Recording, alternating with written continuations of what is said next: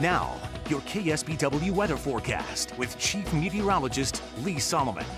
Good evening, everybody. Marine layer, yeah, a lot of it today, and cooler temperatures. Highs only in the low to mid 60s. Monterey, Santa Cruz, 63, 66. Same thing, Watsonville. And the valleys cooled off, too, by a good 10 to 20 degrees. So they were mostly in the low to middle to upper 70s with a couple of spots getting closer to 80. Of course, the marine layer was in for everybody this morning.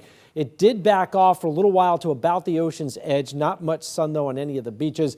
And then, of course, it came roaring back in later on this afternoon, which really held the temperatures down along the coast and, of course, prohibited any sunshine. Now on to something more winter-like. We've got a good-looking cold front here in the Pacific Northwest. We've got rain and snow up in the Cascades. That's moving towards Missoula right now in Billings. But the cold front itself is still sliding southward, so we're going to start to see the impacts of that later tonight. You can see it on water vapor imagery. There's the actual area of low pressure. All of this, again, digging southward, far enough so that we'll see wind and cooler temperatures, maybe some snow showers in the Sierra, and maybe a couple of sprinkles around here. Here's the cold air coming down. This starts again tonight into tomorrow. It will last all the way through the weekend. These lines here, the isobars that you see stacked up, when they get really tightly packed, that means we're going to drive a lot of wind. It's going to be a northwest wind, which when you think about it is not an offshore breeze, but it's still a lot of wind, and that elevates, the fire danger, although it's not going to be critical again because we're going to have a good bit of moisture in the atmosphere. It's not going to be super dry.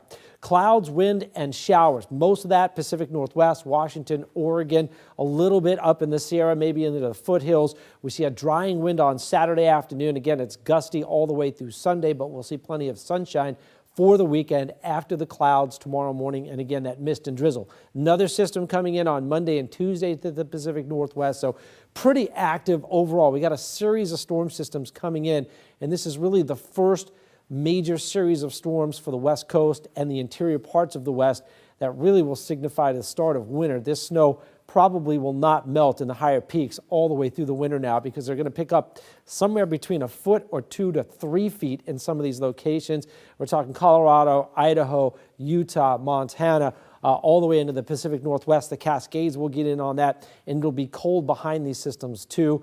So that's a good thing in terms of starting that snowpack. Clouds and wind and rain for us. Well, it's mostly clouds and wind. You see a little bit of green here. This is probably just a little mist and drizzle. This is 6 a.m. tomorrow.